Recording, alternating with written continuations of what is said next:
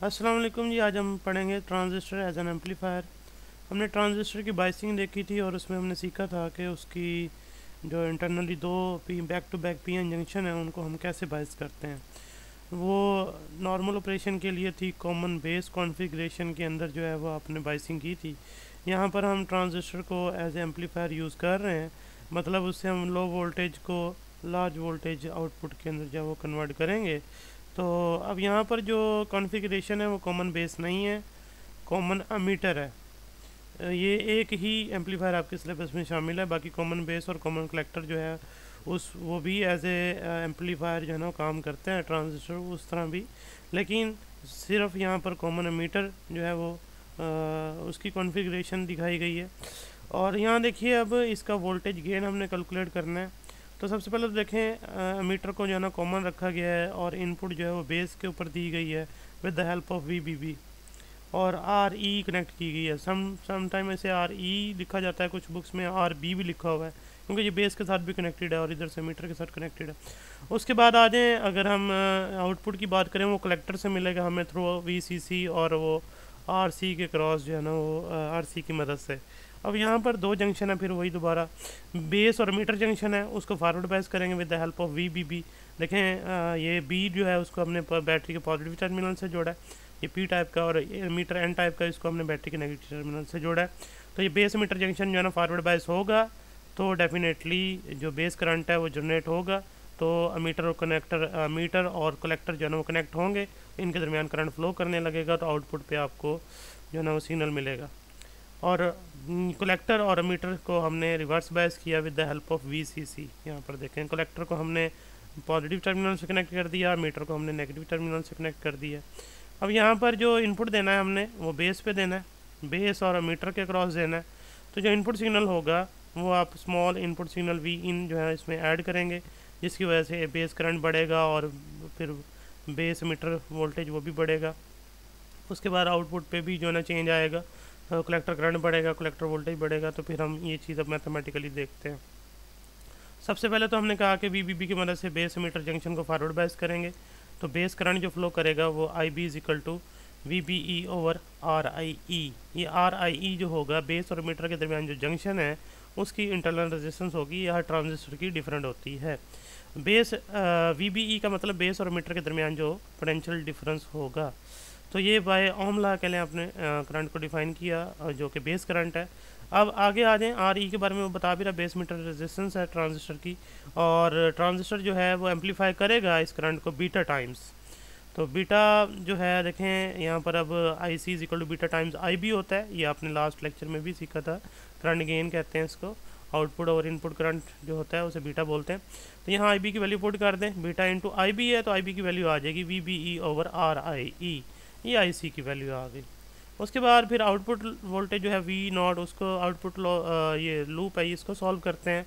इस पे के वी एल लगेगा, किरचॉफ वोल्टेज लॉ। तो देखें, सबसे पहले वी सी सी यहाँ से स्टार्ट करें, इस लूप के अंदर रहना है हमने, यानी कलेक्टर और मीटर जो है ना इसके अक्रॉस वोल्टेज ड्रॉप होगा, उसे वी सी ई का नाम दे देंगे, बाकी आर सी के क्रॉस ड्रॉप होगा और फिर इनके दरमियान, और यहाँ से तो गेन करेगा वी सी सी ये पॉजिटिव साइन के साथ, और आर सी के क्रॉस जो भी ड्रॉप होगा वो नेगेटिव साइन के साथ, और वी सी ई के क्रॉस भी ड्रॉप होगा नेगेटिव साइन के साथ। फिर आप उसमें से वी सी ई को सेपरेट कर लीजिएगा।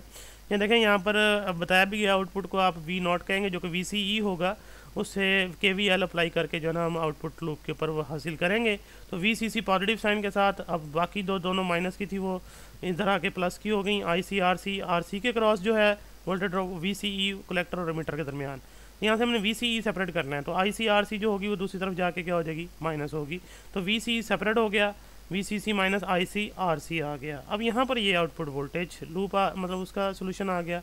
तो वी सी ई की जगह आप वी आउट लिख दें, जैसा कि हमने कहा कि वो आउटपुट होगा, V C C as it रहेगा। अब आई सी की वैल्यू आप ऑलरेडी डिफाइन कर चुके बीटा की मदद से, तो beta V B E over R I E into R C, ये पूरी आई सी की वैल्यू हमने पुट कर दी यहाँ पर वी सी ई की वैल्यू इक्वेशन के अंदर। तो ये वी नॉट, ये आउटपुट इक्वेशन बन गई आपकी। अब यहाँ पर बात आती है सिग्नल की।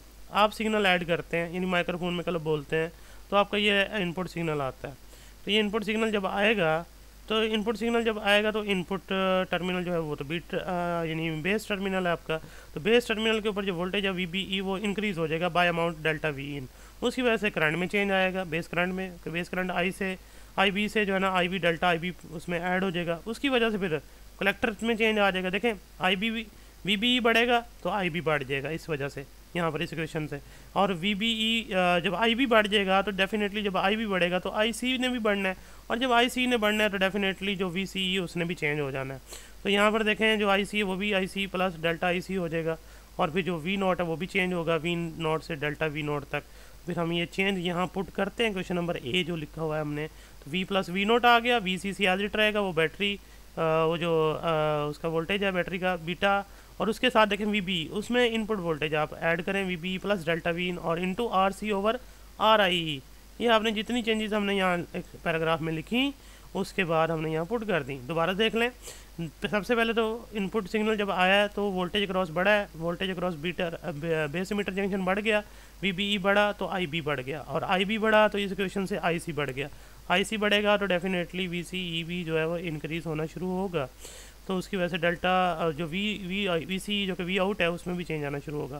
तो ये सारी चेंजेस आपने यहाँ पुट की है, तो आपके पास ये इक्वेशन बी आ गई इस टाइम। अब बी में से ए को माइनस कर लें, जब माइनस करेंगे तो वी नॉट से V not cancel, V C C cancel होगा, बीटा और R C over R I इसके अंदर दोनों मल्टीप्लाई करें आप। मल्टीप्लाई करने के बाद आपके पास जो रिमेनिंग टर्म रह जाएगी ये कैंसिल आउट हो जाएगा, minus beta V B R C over R I ये कैंसिल आउट हो जाएगा इससे, minus beta delta V in R C over R I जो बाकी रिमेनिंग रह जाएगा, और इधर बच जाएगा डेल्टा वी नॉट क्योंकि वी से कैंसिल हो जाएगा। अब यहाँ से डेल्टा वी इन जो इधर मल्टीप्लाई हो रहा है इधर नीचे डिवाइड करते हैं, delta V out over delta V in आ जाएगा, तो minus beta R C over R I E आ गया। तो ये output voltage over input voltage जिसे हम वोल्टेज गेन कहेंगे या गेन ऑफ द एम्पलीफायर कहेंगे, उसे ए से डिनोट करते हैं, minus beta R C over R I आ गया। तो यहाँ पर जो माइनस का साइन आ रहा है वो ये बता रहा है कि इनपुट और आउटपुट जो सिग्नल हैं उनके दरमियान 180 का फेस शिफ्ट है। अब आप उसी डायग्राम पे चलिए दोबारा, अगर आप गौर करें ये इनपुट वोल्टेज है वो देखें पहले पॉजिटिव हाफ है फिर नेगेटिव हाफ साइकिल है, उसमें देखें पहले नेगेटिव आ रहा है फिर पॉजिटिव। इसकी रीज़न मैं आपको समझाता हूँ। देखें पहले जब आप पॉजिटिव साइकिल पुट करेंगे तो डेफिनेटली पॉजिटिव जब मिलेगा तो डेफिनेटली बेस वोल्टेज बढ़ेगा, करंट भी बढ़ेगा। जब बेस करंट बढ़ेगा वोल्टेज बढ़ेगा तो डेफिनेटली जो आउटपुट पे करंट है वो बढ़ना शुरू होगा, आउटपुट पे करंट बढ़ना शुरू होगा यानी आईसी बढ़ना शुरू होगा। और आउटपुट की ये इक्वेशन थी, आईसी जब बढ़ेगा तो ये वाला प्रोडक्ट जो है आईसी आरसी ये बढ़ जाएगा। जब ये बढ़ेगा आईसी आरसी तो डेफिनेटली वीसीसी में से जो बड़ी वाली माइनस होगी तो आउटपुट आपको नेगेटिव शक्ल में मिलेगी वीसीई। तो यहाँ पर पहले नेगेटिव पोर्शन आना शुरू हुआ, यहाँ पर पॉजिटिव बढ़ता जाएगा वहाँ नेगेटिव बढ़ता जाएगा। उसके बाद जब ये यहाँ नेगेटिव पोर्शन आना शुरू होगा तो जाहिर सी बात है बेस मीटर जंक्शन पे वोल्टेज कम होना शुरू होगा और बेस करंट भी कम होना शुरू हो जाएगा। एज ए रिज़ल्ट जो ये जो प्रोडक्ट है आईसी आरसी ये भी कम होना शुरू हो जाएगा क्योंकि आईसी ने कम हो जाना आईबी के कम होने से। उसके बाद वीसीई जो आउटपुट होगी वो भी कम होना शुरू हो जाएगी। तो वापस देखें वो पॉजिटिव पोर्शन आना शुरू हो गया क्योंकि यहाँ पर अब वीसीसी बड़ी वैल्यू होगी, आईसी आरसी कम होगा, डेफिनेटली आउटपुट आपको पॉजिटिव मिलेगी। तो ये देखें पॉजिटिव हाफ साइकिल मिला आपको। तो इस तरह इनपुट और आउटपुट के दरमियान जो फेस डिफरेंस है वो जो माइनस का साइन ये शो करता है। बाकी जो ये फैक्टर है बीटा आरसी और आर आई ये हंड्रेड्स के अंदर होता है, डिफरेंट ट्रांजिस्टर का डिफरेंट होगा, वोल्टेज एम्पलीफाई हो जाएगा उतने टाइम्स और ये फेस शिफ्ट आ जाएगा बीच में 180 डिग्री का। तो ये कॉमन मीटर एम्पलीफायर था, इसको इसलिए यूज़ करते हैं इसकी बैंडविड्थ से ज़्यादा है तो इस वजह से ये वोल्टेज और करंट दोनों को एम्पलीफाई करता है। बाकी जो बेस और कॉमन कलेक्टर हैं वो भी करते हैं लेकिन उनकी बैंडविड्थ कम है तो वो तो हमारे सिलेबस में शामिल नहीं थी। लेकिन ये लॉन्ग क्वेश्चन है, इंपॉर्टेंट है और इसमें डायग्राम भी बनानी है, डायग्राम को एज ए शॉर्ट भी जो है पूछा जा सकता है। नेक्स्ट फिर इंशाल्लाह हम ट्रांजिस्टर को एज ए स्विच और ऑपरेशनल एम्पलीफायर डिस्कस करेंगे। अल्लाह हाफिज़।